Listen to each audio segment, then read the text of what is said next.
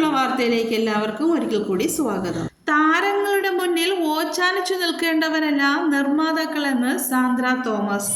എൻ്റെ ഈ ചാനൽ ആദ്യമായിട്ടാണ് കാണുന്നവരുണ്ടെങ്കിൽ സബ്സ്ക്രൈബ് ചെയ്യാനും വീഡിയോ ലൈക്ക് ചെയ്യാനും ഷെയർ ചെയ്യാനും കമൻറ്റ് ചെയ്യാനും മറക്കരുതേ. മലയാളികൾക്ക് ഏറെ സുപരിചിതമായ ഒരു മുഖമാണ് സാന്ദ്ര തോമസിൻ്റേത്. കുറച്ചു നാളുകളായി സിനിമകളുമായി വിട്ടുനിന്ന നടി ഇതാ വീണ്ടും വന്നിരിക്കുന്നു, അതും പർദ്ദയും ധരിച്ച്. ഇത് വലിയ പ്രതിഷേധത്തിന് വഴിയൊരുക്കി. നിർമ്മാതാക്കളുടെ സംഘടനയുടെ പ്രസിഡന്റ് സ്ഥാനത്തേക്ക് മത്സരിക്കാൻ നാമനിർദ്ദേശ പത്രിക സമർപ്പിക്കാനാണ് സാന്ദ്ര എത്തിയത്. സംഘടന കൈയടക്കിയ കുത്തകകളുടെ മാറ്റത്തിനായാണ് തൻ്റെ മത്സരമെന്നും പത്രിക സമർപ്പിച്ചെന്നും സാന്ദ്ര തോമസ് പറഞ്ഞു.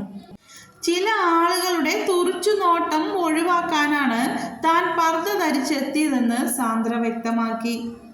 സിനിമാ രംഗത്തെ ഏറ്റവും ശക്തമായ സംഘടനയാണ് നിർമ്മാതാക്കളുടെ സംഘടന എന്ന് താൻ വിജയിച്ചാൽ നിർമ്മാതാക്കളുടെയും സിനിമാ മേഖലയുടെയും ഗുണകരമായ മാറ്റത്തിനു വേണ്ടി പ്രവർത്തിക്കുമെന്നും സാന്ദ്ര തോമസ് പറഞ്ഞു.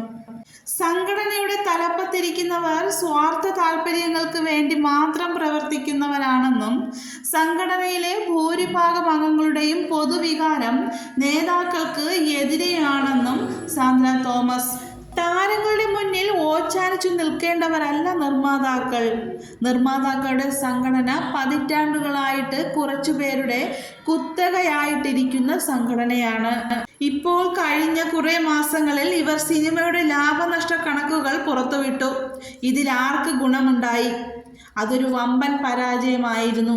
ഇത് അസോസിയേഷന്റെ പരാജയമാണ്.